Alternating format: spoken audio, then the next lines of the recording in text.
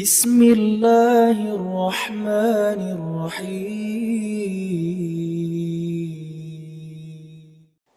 السلام عليكم ورحمة الله وبركاته.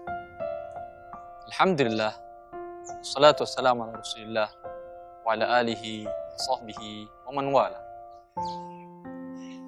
Setiap orang ingin merealisasikan dirinya sebagai orang merdeka, menentukan kebijakan sendiri, mengambil arah keinginan sendiri, tidak menjadi orang suruhan, bukan bawahan, bukan pekerja, tapi mempekerjakan diri sendiri dan membawa orang lain untuk bekerja dalam usaha dia. Ini bagian dari tijarah, bagian dari sebuah perniagaan yang dianjurkan dalam Islam, kullu bai'in mabrur. Setiap jual beli yang baik, salah satu perbuatan dan amal yang sangat baik. Keinginan ini sering berhadapan dengan penghalang, dengan tembok, tirai yang menghalangi. Saya ingin berusaha, ingin menjadi seorang pengusaha, ingin menjadi seseorang yang menentukan kebijakan sendiri. Saya tidak akan tunduk dengan ketentuan-ketentuan riba yang dibuat oleh atasan saya. Tapi, mana modal saya untuk mulai usaha ini? Yang biasa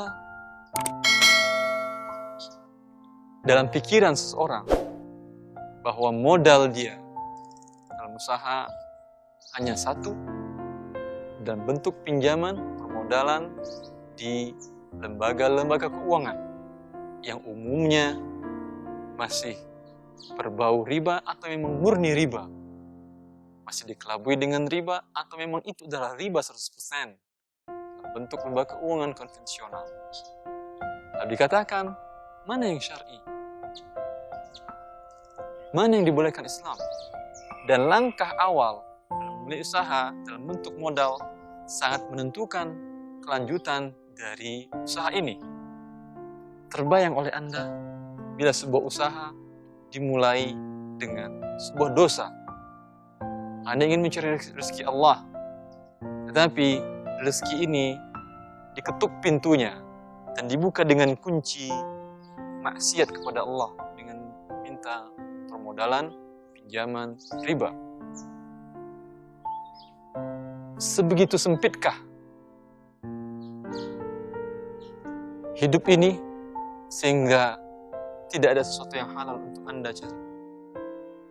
Bacalah, perhatikan, hayati, renungi kisah-kisah orang-orang yang sukses dari masa ke masa. Apa yang dimiliki oleh mereka? Para sahabat Rasulullah SAW yang berhasil dalam mencari harta, yang pertama mereka miliki adalah iman billah, keimanan kepada Allah. Kemudian sifat yang dikatakan oleh Rasulullah SAW, at-tajir saduqul amin, ma'an nabiyyin, was-siddiqin, syuhada. Wa seorang dagang yang saduq al-amin, yang jujur dapat dipercaya.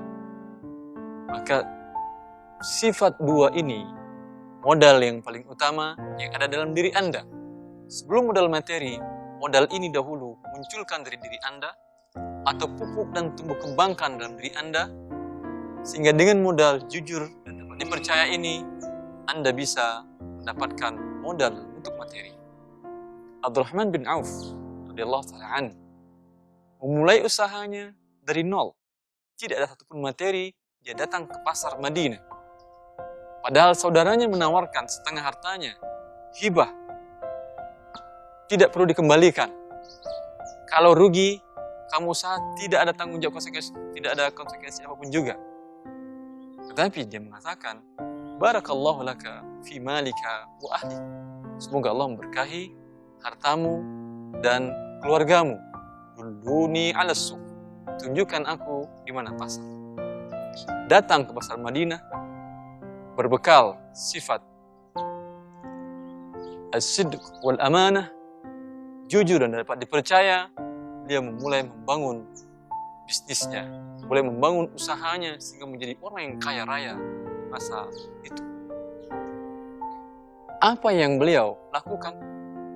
Dalam beberapa riwayat dikatakan bahwasanya beliau membeli barang dengan cara tidak tunai.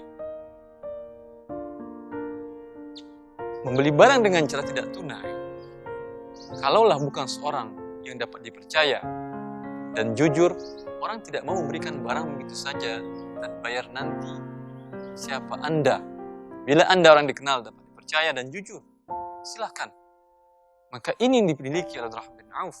Dia membeli sebuah barang dengan tidak tunai, kemudian dijual dengan tunai, dan dia telah mendapatkan keuntungan dalam hal ini.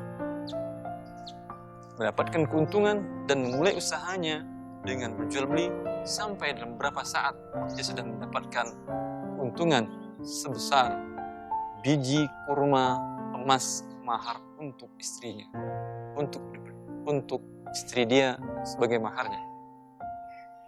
Yang sampai ketika dia wafat, para ahlu siyar menjelaskan bahwa dia memiliki 3 juta dinar lebih kekayaannya, jadi bagi-bagikan kepada ahli warisnya.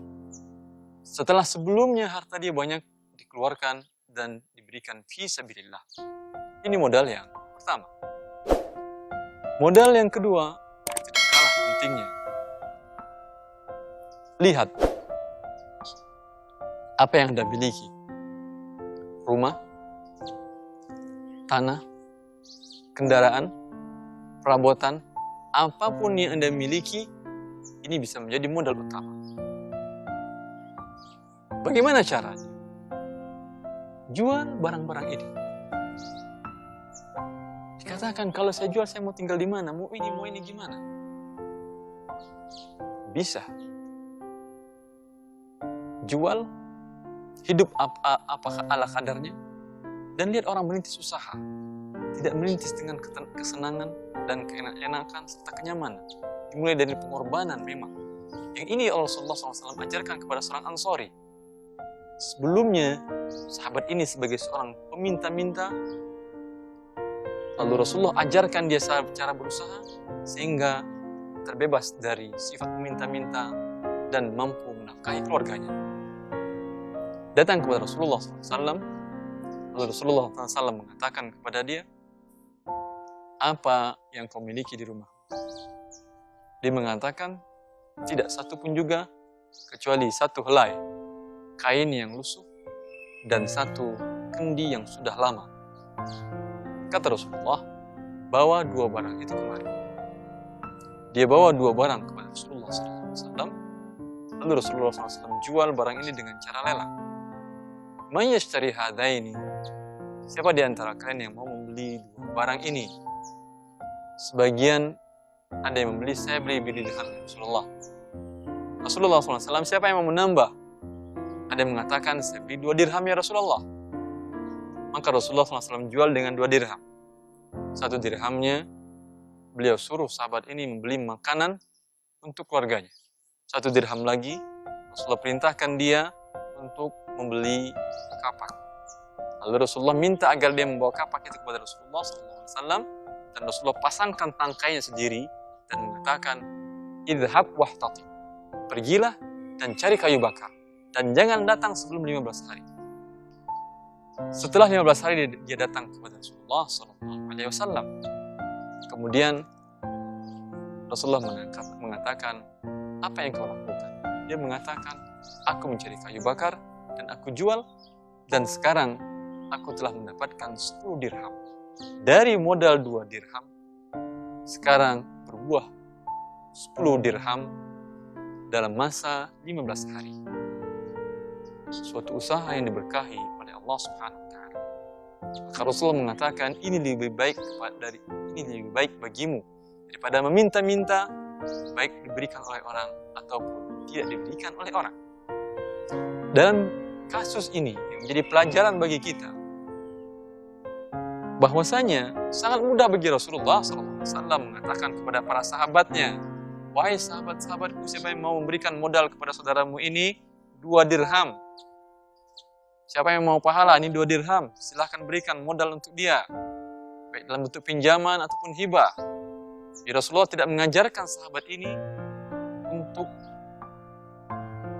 membiarkan dia larut dalam jiwa tanpa pengorbanan.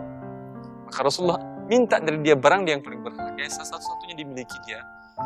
Yang ini sudah dijual. Bila tidak serius dia dalam meniti usahanya dia, hilang sudah asetnya yang paling berharga. Dengan demikian dia akan siap dengan pengorbanan ini untuk berusaha keras agar mendapatkan rezeki yang halal di sisi Allah Subhanahu wa taala. Dan ini memang yang terjadi. Maka bila Anda ingin berusaha, siap berkorban di awal dan bertawakallah kepada Allah. Wa may yatawakkal 'ala Allahi fa huwa hasbuh. Siapa yang bertawakal kepada Allah Subhanahu wa taala, maka Allah telah mencukupkan bagi dia. Ini modal yang kedua. Modal yang ketiga, bila Anda temukan qard hasan, satu hal yang baik. Pinjaman tanpa bunga, satu hal yang baik. Tapi bila tidak Anda temukan juga, Anda bisa menawarkan jasa untuk musyarakah. Untuk modal dari pihak lain, Anda yang bekerja serta mengelolanya. Ini juga dengan sifat as-sidq wal amanah yang ada pada diri Anda. Jujur dan dapat dipercaya. Bila Anda tidak jujur dan tidak dapat dipercaya, siapa yang mau memberikan modal, ya, kemudian suatu saat Anda mengatakan, oh maaf saya rugi, sehingga uang Anda menjadi hilang. Oh maaf. Tapi bila Anda jujur dipercaya, apapun yang terjadi, maka si pemilik modal tadi dengan senang hati dapat mempercayai Anda dan siap. Ketika Anda rugi, dia siap menerima kerugian, dan ketika Anda untung, dia berbahagia dan sama-sama mendapat kebaikan dalam mencari rezeki Allah Jalla fi'ula. Semoga ini bermanfaat bagi para pemula dalam mencari usaha. Assalamualaikum warahmatullahi wabarakatuh.